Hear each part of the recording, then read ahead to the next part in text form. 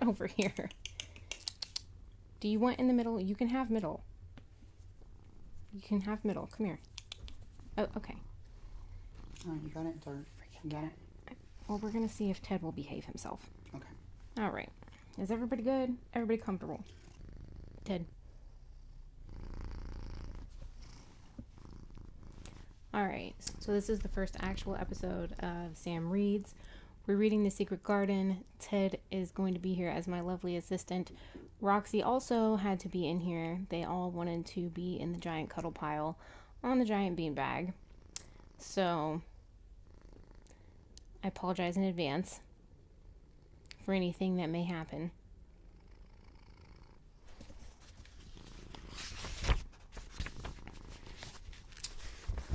So without further ado, this is The Secret Garden by Frances Hodgson Burnett. This is chapter 1. There's no one left. Are you comfortable? Is everyone comfortable? We can't be moving once we start reading.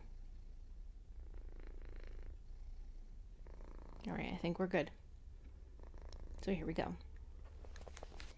When Mary Lennox was sent to Misselthwaite Manor to live with her uncle, everybody said that she was the most disagreeable-looking child ever seen. And it was true, too. She had a thin little face and a thin little body, with thin, light hair and a sour expression. Her hair was yellow, and her face was yellow, because she had been born in India and had always been ill in one way or another. Her father had held a position under the English government and had always been busy and ill himself. And her mother had been a great beauty who cared only to go to parties and amuse herself with gay people. She had not wanted a little girl at all, and when Mary was born, she handed her over to the care of an ayah, who was made to understand that if she wished to please the Mem Sahib, she must keep the child out of sight as much as possible. So when she was a sickly, fretful, ugly little baby, she was kept out of the way, and when she became a sickly, fretful, toddling thing, she was kept out of the way also. She never remembered seeing familiarly anything but the dark faces of her ayah and other native servants. And as they always obeyed her and gave her her own way in everything, because the Mem Sahib would be angry if she was disturbed by her crying, by the time she was 6 years old, she was as tyrannical and selfish a little pig as ever lived. The young English governess who came to teach her to read and write disliked her so much that she gave up her place in 3 months, and when the governess came to try to fill it, they always went away in a shorter time than the first one. So if Mary had not chosen to really want to know how to read books, she would never have learned her letters at all. One frightfully hot morning, when she was about 9 years old, she awakened feeling very cross. She became crosser still when she saw that the servant who stood by her bed was not her ayah. "Why did you come?" she said to the strange woman. "I will not let you stay. Send my ayah to me."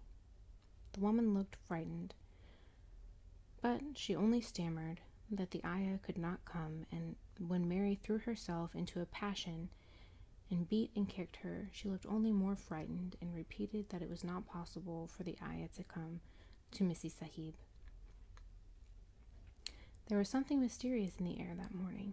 Nothing was done in its regular order, and several of the native servants seemed missing, while those whom Mary saw slunk or hurried about with their ashy and scared faces. But no one would tell her anything, and her ayah did not come. She was actually left alone as the morning went on, and at last she wandered out into the garden and began to play by herself underneath a tree near the veranda. She pretended that she was making a flower bed, and she stuck a big scarlet hibiscus blossom into little heaps of earth, all the time growing more and more angry and muttering things to herself that she would say and the names that she would call Sadie when she returned. "Pig, pig, daughter of pigs," she said, because to call a native a pig is the worst insult of all. She was grinding her teeth and saying this over and over again when she heard her mother come out onto the veranda with someone. She was with a fair young man, and they stood talking together in a low, strange voice. Mary knew the fair young man who looked like a boy. She had heard that he was a very young officer who had just come from England. The child stared at him, but she stared most at her mother. She always did this when she had a chance to see her, because the Mem Sahib, Mary used to call her that oftener than anything else, was such a tall, slim, pretty person and wore such lovely clothes.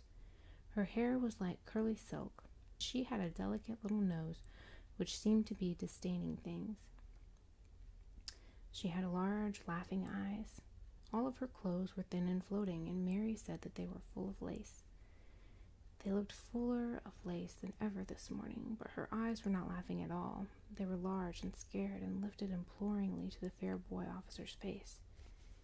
"Is it so very bad? Oh, is it?" Mary heard her say.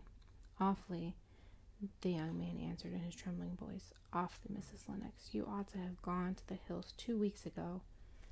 The Mem Sahib wrung her hands.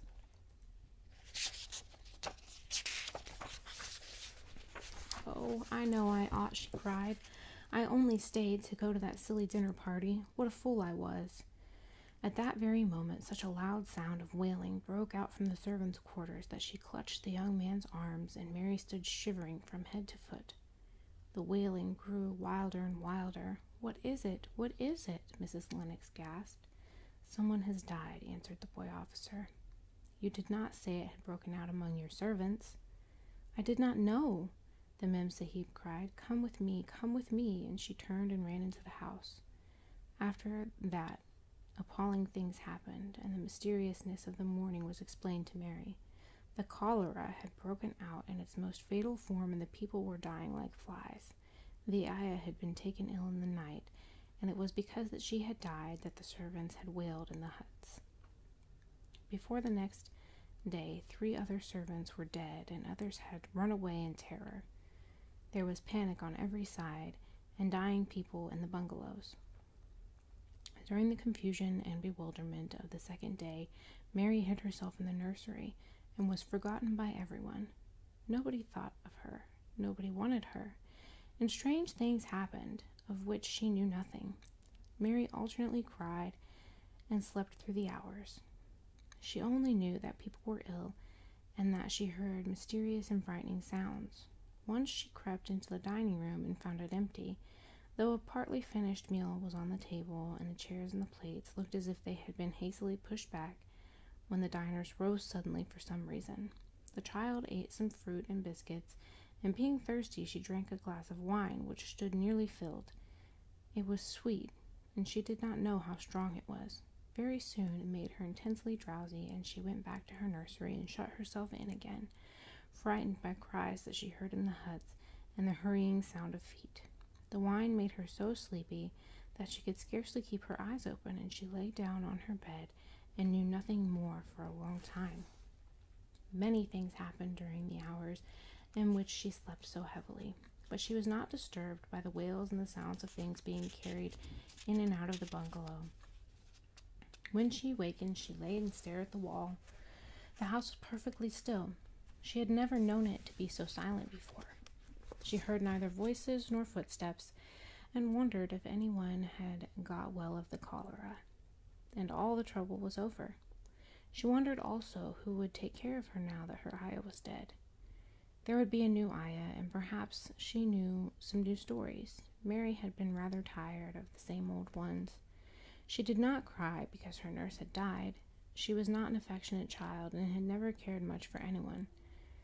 The noise and hurrying about and the wailing over the cholera had frightened her, and she had been angry because no one seemed to remember that she was alive. Everyone was too panic-stricken to think of the little girl that no one was fond of. When people had the cholera, it seemed that they remembered nothing but themselves. But if everyone had got well again, surely someone would remember to come back and look for her. But no one came, and as she lay waiting in the house seemed to grow more and more silent. She heard something rustling on the matting, and when she looked down, she saw a little snake gliding along and watching her with eyes like jewels. She was not frightened because he was a harmless little thing who would not hurt her and seemed in a hurry to get out of the room. He slipped under the door as she watched him. "How queer and quiet it is," she said. "It sounds as if there was no one in the bungalow but me and the snake." Almost the next minute she heard footsteps in the compound, and then on the veranda. They were men's footsteps. The men entered the bungalow and talked in low voices. No one went to meet or speak to them, and they seemed to open doors and look into rooms. "What desolation," she heard one voice say. "That pretty, pretty woman. I suppose the child, too. I heard there was a child, though no one ever saw her." Mary was standing in the middle of the nursery when they opened the door a few minutes later. She looked an ugly, cross little thing and was frowning because she was beginning to be hungry and feel disgracefully neglected. The first man who came in was a large officer that she had once seen talking to her father. He looked tired and troubled. But when he saw her, he was so startled that he almost jumped back. "Barney," he cried out, "the child! There's a child here, a child alone, in a place like this. Mercy on us, who is she?" "I am Mary Lennox," the little girl said, drawing herself up stiffly. She thought the man was very rude to call her father's bungalow a place like this. "I fell asleep when everyone had the cholera, and I have only just now waken up. Why does nobody come?" "It is the child that no one ever saw," exclaimed the man, turning to his companions. "She has actually been forgotten." "Why was I forgotten?" Mary said, stamping her foot. "Why does nobody come?" The young man, whose name was Barney, looked at her very sadly. Mary even thought she saw him wink his eyes as if to wink away tears. "Poor little kid," he said. "There is nobody left to come." It was in that strange and sudden way that Mary found out that she had neither father nor mother left, that they had died and been carried away in the night, and that the few native servants who had not died also left the house as quickly as they could get out of it, none of them even remembering that there was a Missy Sahib. That was why the place was so quiet. It was true that there was no one in the bungalow but herself and the little rustling snake.